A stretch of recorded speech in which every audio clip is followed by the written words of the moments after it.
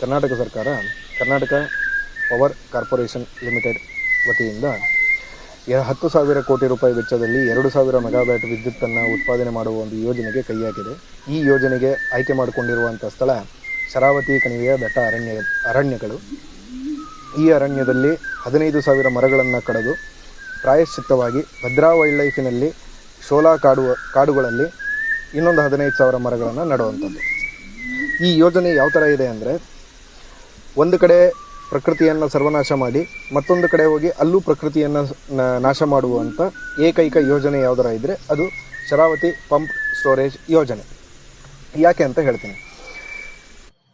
ನಮ್ಮ ಕರ್ನಾಟಕ ರಾಜ್ಯದ ಜೀವನಾಡಿ ಅಂತ ಕರೆಸ್ಕೊಳ್ಳುವಂಥ ತುಂಗಾ, ಭದ್ರಾ, ಕಾವೇರಿ ಮತ್ತು ಶರಾವತಿ ನದಿಗಳಲ್ಲಿ ನೀರು 365 ದಿನ ಹರಿತಾ ಇದೆ ಅಂದರೆ ಅದಕ್ಕೆ ಕಾರಣ ಶೋಲಾ ಕಾಡುಗಳು.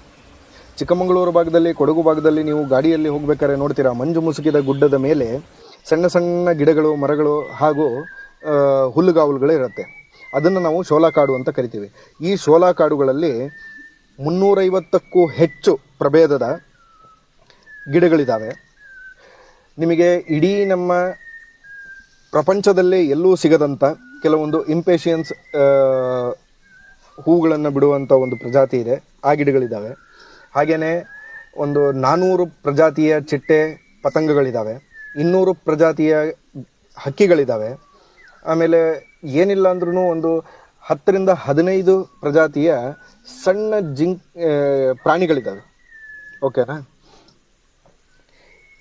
ಇದಕ್ಕಿಂತನೂ ಹೆಚ್ಚಾಗಿ ಶೋಲಾ ಕಾಡುಗಳ ಮುಖ್ಯ ಉದ್ದೇಶ ಏನು ಅಂದರೆ, ಆ ಮಂಜು ಮುಸುಕಿದ ಗುಡ್ಡದಿಂದ, ಅದರ ಮೇಲೆ ಹಾದು ಹೋಗುವಂಥ ಮೋಡಗಳಿಂದ, ಅಲ್ಲಿರುವಂಥ ವಾತಾವರಣದಿಂದ ತೇವಾಂಶವನ್ನು ಎಳೆದುಕೊಂಡು ಭೂಮಿಯ ಒಳಗೆ ಕಳಿಸ್ತವೆ.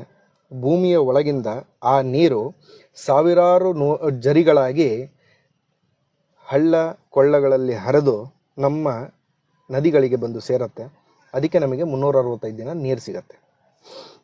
ಈಗ ಇಂಥ ಶೋಲಾ ಕಾಡುಗಳನ್ನು ಖಾಲಿ ಜಾಗ, ಬರಡು ಭೂಮಿ ಅಂತ ಹೇಳಿ ಪ್ರಬುದ್ಧತೆಯೇ ಇಲ್ಲದೆ ಈ ಕೆಲಸವನ್ನು ಕೈಗೆತ್ತಿಕೊಂಡಿರುವಂಥ ಸರ್ಕಾರಿ ಅಧಿಕಾರಿಗಳಿಗೆ ನನ್ನ ಧಿಕ್ಕಾರ ಇದೆ.